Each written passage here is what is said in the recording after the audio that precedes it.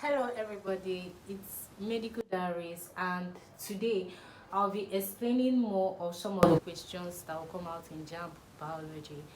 In this tutorial, if you are just joining Medical Diaries for the first time, please click on the subscription button and turn on your notification. Be a part of this big family by clicking on the subscription button and turning on your notification so you can get every single message, every single post we make on this channel. So we started free tutorials here, and very soon you are going to get for all your courses by the grace of God. Very soon you are going to be getting all of them. So today I will be taking you on JAMB past questions for 2024 and using that process to explain each of the topic that will be coming out in JAMB. If you don't have money to go for JAMB tutorials and all of that, this place will be having free JAMB tutorials for you. So today I'm going to be taking you through 2024 JAMB past questions for biology. So let's get right there. I'm going to be explaining each of the questions to you and hoping you understand each of them. So the first question I have here is, why is oxygen necessary for seed germination? We have option A, to provide water for the seedling, to regulate soil temperature, to provide energy for cellular processes, to facilitate nutrient uptake from the soil. So what do you think? Why is oxygen needed for seed germination? If you watch this video, I don't want you to fail any of the questions if they are repeated again in the exam. So this should be a short video for you, that every question we treat here, you'll be able to solve them in the exam hall. So why is oxygen needed? To provide water for the seedling? Not necessarily. The farmer is not watering the seedlings because of oxygen. No. So oxygen is not, that's not the reason. So to regulate soil temperature, I mean, how is oxygen needed to regulate soil temperature? So to provide energy for cellular processes, of course, that should be the reason. So the answer is C, to provide energy for cellular processes. Sudan savanna is found in which part of Nigeria? Have south, southwest, northeast, southeast. So what do you think? Where is Sudan savanna found? Before I say my answer, I would like you to also try to check if you know the answer yourself. So the answer is actually C. Yes, that's where the Sudan savanna is found. That's at the northern eastern part of Nigeria. Which of the following organisms can be found in the mangrove swamp? If you read your modern biology, you will find out that these things are there. Which of the following organisms can be found in the mangrove swamp? So we have the desert tortoise, the freshwater fish, the mud skippers, and the polar bear. So the answer is the mud skippers. Mud skippers, mangrove swamp. From the name mud, mangrove. At least if you watch these videos, you should be able to get these things at one sitting. I don't want you to forget anyone in the exams all. So mangrove, mud skippers. So the fourth one is, the mineral required for the formation of red blood cells in animal cells is what? So if you draw the structure of hemoglobin, you find out that iron is at the center. Iron is at the center. That's why we call it phytoportray.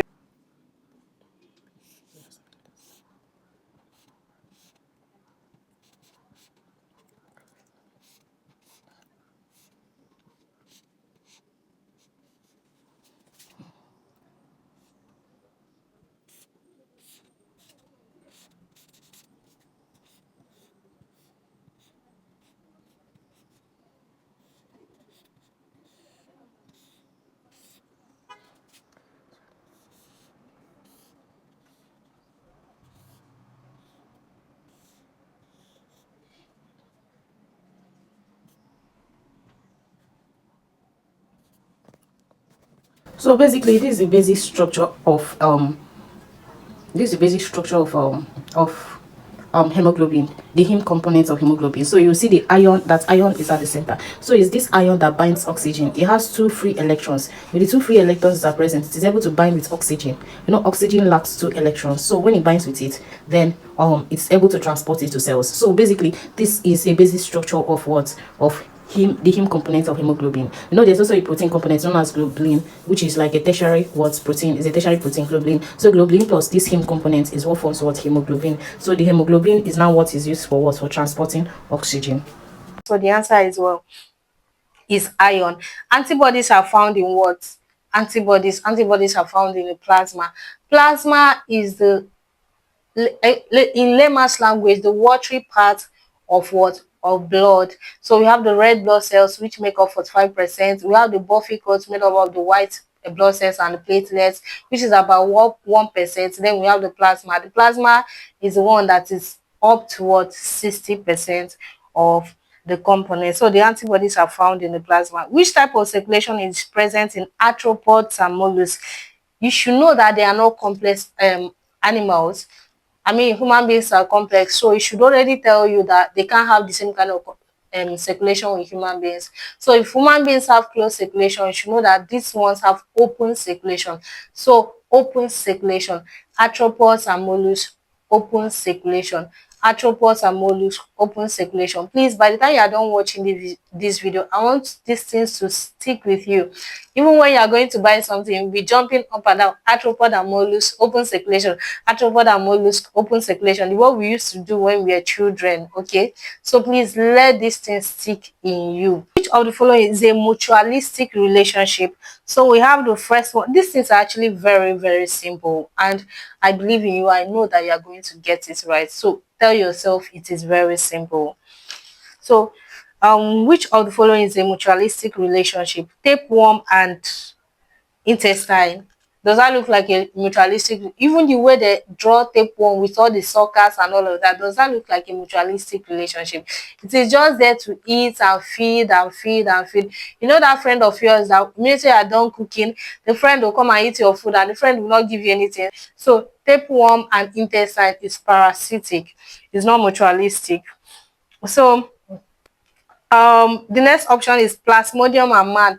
Plasmodium, mosquito. What are you benefiting from mosquito? We don't have anything we are benefiting from mosquito, so that is not a mutualistic relationship. Okay, mosquito, yes, that's a pathogen. Plasmodium is a pathogen. Mosquito is the vector of malaria, so we are not benefiting anything from them. Algae and fungi, yes, that's what we call lichen. Lichen. So yes, that's a mutualistic relationship. Lion and goats. What's goats? Lion will just eat up the goats, so it's not a mutualistic relationship. Birds moving away from their habitat due to unfavorable climate condition is an example of what? You see birds, for example, now you are in a particular place, rain is falling on you, you move from there to another place. It's not behavioral, it's behavioral. Now you're moving from one place to another because your behavior, your attitude has told you that this place is not conducive for you, so that is behavioral. What part of the brain is responsible for smell? Smell is olfactory. Smell, this one, you want to smell something, that is what? Olfactory. So the options there are cerebellum, cerebral cortex, medulla oblongata, olfactory lobe. Sharp claws and beaks are adaptations possessed by sharp claws and beaks. We have heron, we have a eagle, ostrich, penguin. What do you think? Sharp claws. She tell you that he wants to devour when you hear sharp claws and beaks. So that should be the eagle. The answer is B, eagle. So which of the following promotes abscission? Which of them promotes abscission? You have number one to be auxin. This has to do with what? And fruit and flower. So when we talk about abscission, that's oat layer going out and then ripening of the fruit. It's actually done by Ethylene. That's an artificial method that's also used for what? For ripening of fruit and abscission. So which of the following organizations promotes conservation of organisms? That's, I don't want these organisms to die, I want to conserve them. So the options are WHO. You already know that WHO has to do with human beings. It doesn't have to do with organisms like animals and all. It has to do with human beings. So UNESCO, you already know that UNESCO has to do with what? Children, right? So it cannot be it. NAFTA, drug. So it cannot be it. Even you yourself, you already know that these ones cannot be it. So WWF, right now, even if I don't know the full meaning of WWF, I already know that WHO is out of it, UNESCO is out of it, NAFDAC is out of it. So why will I not choose WWF? So the answer is WWF. WWF stands for what? Wildlife, World Wildlife Fund. Which of the following reduces wear and tear in bones? For example, now, if it is machine in physics, what reduces friction? Is it not the oil, the this thing? So you look for something similar of fluid to human beings. So we have number one to be synovial fluid. Is that the answer? Let's see. You have cartilage. It cannot be cartilage. Cartilage is strong. We need something fluidy. It's not as if it's as strong as bones, but it cannot be what is it is. Tendon. Is it tendon? We need something fluidy. Tendon is not fluidy. Muscles. Muscles. We need something fluidy. Muscle is not fluidy. So what's the answer? Synovial fluid. A plant cell is plasmolized as a result of what? You know what plasmolized is? For example, now something has engulfed a lot of water and then it breaks down. That's the meaning of plasmolysis. So it is plasmolized as a result of, well, let's see the options. Where is it? Okay, we have endosmosis, we have endocytosis, we have exosmosis, and we have exocytosis. So the answer is what? Exosmosis. They are plasmolized as a result of what? Exosmosis. The soldier termite differs from the what? Worker termite by, we have large abdomen and weak mandibles. Something as a soldier, how can it be weak? Let's go. Large head and strong mandibles. This one sounds like it. Let's see. Small head and weak mandibles. Weak. They already told you something is a soldier, so it can never be weak. Anything weak is wrong. So small abdomen and strong mandibles.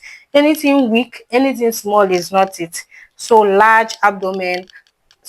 We have a large head and strong mandibles. That's the answer. In a monohybrid cross between a tall plant and a short plant. So this one, we are going to demonstrate it. The phenotypic ratio of the progeny will be what? We are going to demonstrate this. A character that is expressed in a female only when it is homozygous, but expresses itself in the male always. Whenever you see a question like this character is found in the male at all times, always, every time, but in females is only when it is present on both X chromosomes that it expresses. So you should already know that it's sex linked. It's sex linked. It's sex linked. An example of an X-linked disorder is what? Glucose phosphate dehydrogenase deficiency. That's an example. Glucose phosphate dehydrogenase deficiency. So you know that if it is present, it will always show in males. Another one is even factor 8 deficiency. If it is present, it will always show in males. Yeah. So termites communicate by sound and smell, touch and smell, sound and touch, sight and touch. Termites communicate by two things.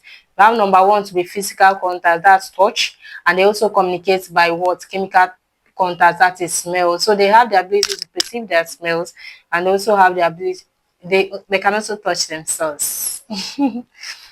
So the ABO blood grouping antigens are found on the surface of what? Remember we talked about antibodies being found on plasma. So this time around we are talking about antigens. So where are antigens found? We have erythrocytes, leukocytes, platelets, plasma. So what do you think? Where are they found? We already talked about what erythrocytes are the same thing as red blood cells, leukocytes are white blood cells, platelets are thrombocytes, and then plasma is the one we talked about before. So if antibodies are found in plasma, we already know that antigens are not found there. So the antigens are found on what? On erythrocytes. The distribution of tilapia fish is primarily affected by what? So we have so many of them.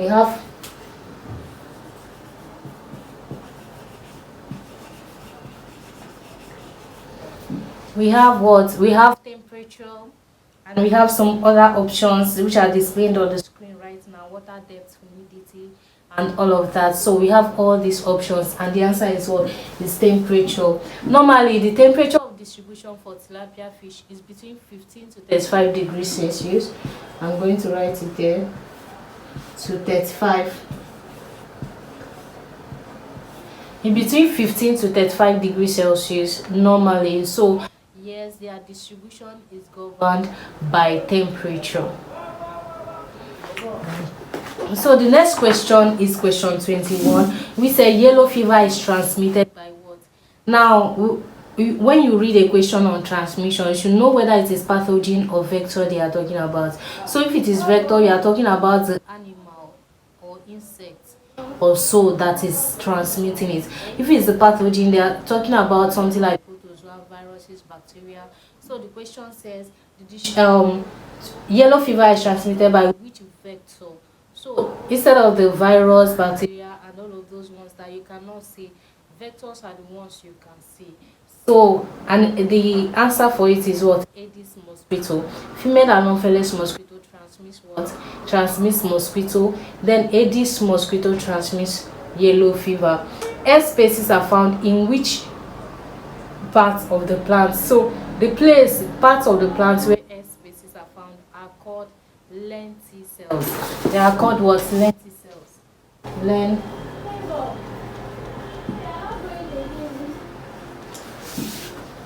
So they are called lenticels. Please don't mind my writing on the board, but they are called lenticels.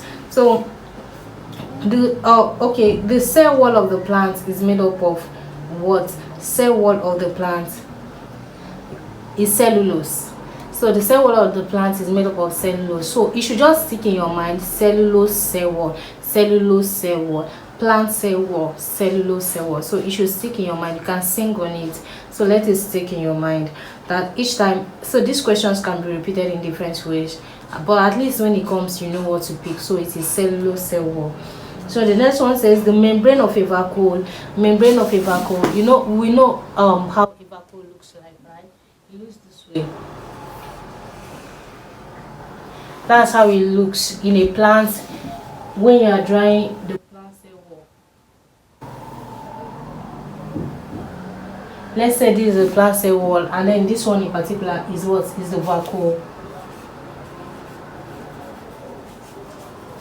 So we are talking about the membrane of the vacuole. So the membrane of the vacuole is called tonoplast. Tonoplast. Tonoplast, yeah. So that's the name. Okay. So the next question is, which of the following is found in arid land? When you talk about arid land, we are talking about all those places that there's not enough, like it's not like forest where there's enough water, where there's enough rainfall. Everything there seems so dry. So then I say, which of the following is found in arid land? So you have cactus, we have water lettuce, we have cotton, shea butter. The answer is cactus. Cactus can stay. There's a way cactus look. They look something like this. Something that they look something that's dried up cactus. So cactus can stay in arid land. Okay. Then I say, which of the following is a social insect? A social insect is an insect that moves together with his friends. You know, when someone is social, it means the person can go towards programs, party, church, any other program at all. So that person is social. So social insects are insects that move together with their friends. So let's see the options. Okay. Butterfly. Do you really see a group of butterfly flying together? I don't think so. So we have butterfly, we have ladybug, we have grasshopper, we have ants. Ants is the answer. Most times, you know, in a line, of course, go to the ants and learn from them. In a line, they are always together, moving together. So what is the structural and functional unit of the kidney? Structural and functional unit of the kidney is called what? The nephron. So the structural and functional unit of the kidney is called the nephron. The nephron, how does it look like? It contains everything. The glomerulus, the loop of Henle, collecting ducts, and all of that. Something like this. Just a rough sketch. So the structural and functional unit of the kidney is something like this, and it's called what? It's called the nephron.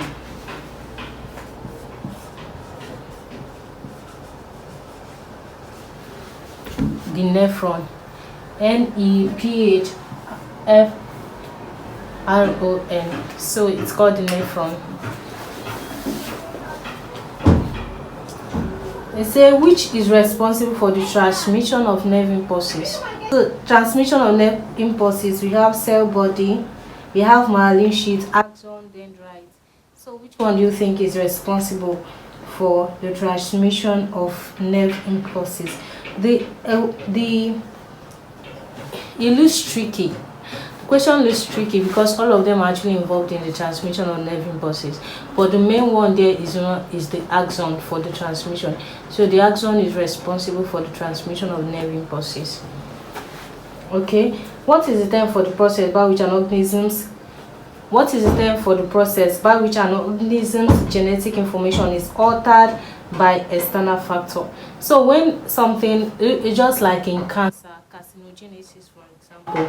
So if there's an alteration by an external factor in the number of cells or so, their growth and all, so we see that what it has undergone mutation. So mutation is when what the normal process of a thing is altered by an external factor. So the answer is what? Mutation. Which of the following is responsible for regulating an organism's body temperature? So the hypothalamus that is found in the brain is responsible for regulating an organism's body temperature. What do I call it? The hypothalamus. The hypothalamus is responsible for regulating an organism's body temperature. So when we talk about regulating an organism's body temperature, the hypothalamus is responsible for that. What is the term for the process by which an organism's cell becomes specialized to perform different specific functions? So when we talk about people doing different things, some are doctors, some are lawyers, some are this, some are that. That's differences. So differentiation is when different organisms are specialized to do different things that are specific to them. So the answer is differentiation. Okay. What is the term for the process? Which of the following types of biological molecules is responsible for storing genetic information? We are talking about what? Genetic information. So the answer is nucleic acid.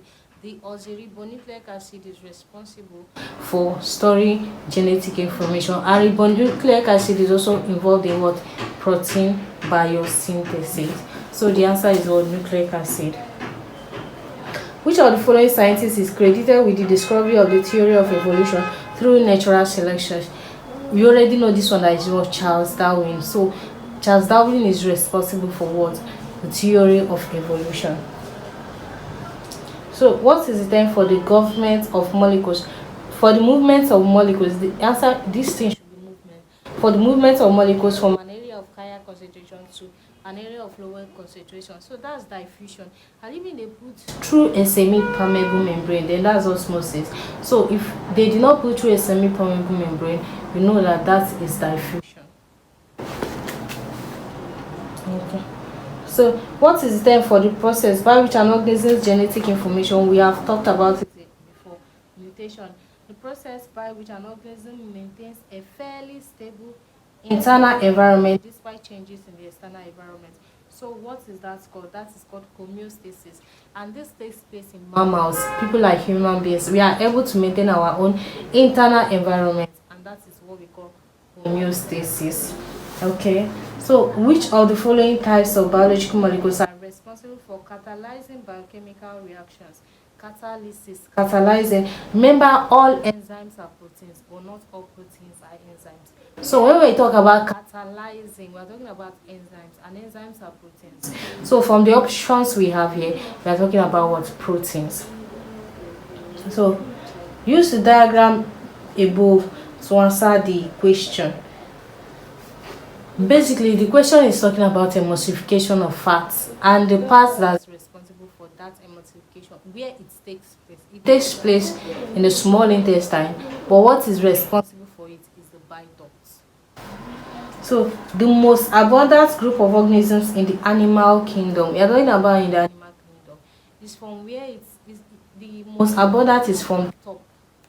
So the least abundant is down. So from the options we can see mammalia is there, no. Aves are bred, no, they are still down. We have annelida and we have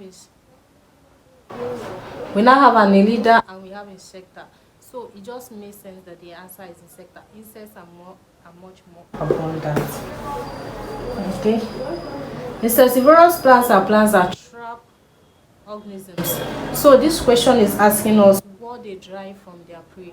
So the thing, what insectivorous plants derive from their prey is what is nitrogenous compound. So they derive nitrogen from it.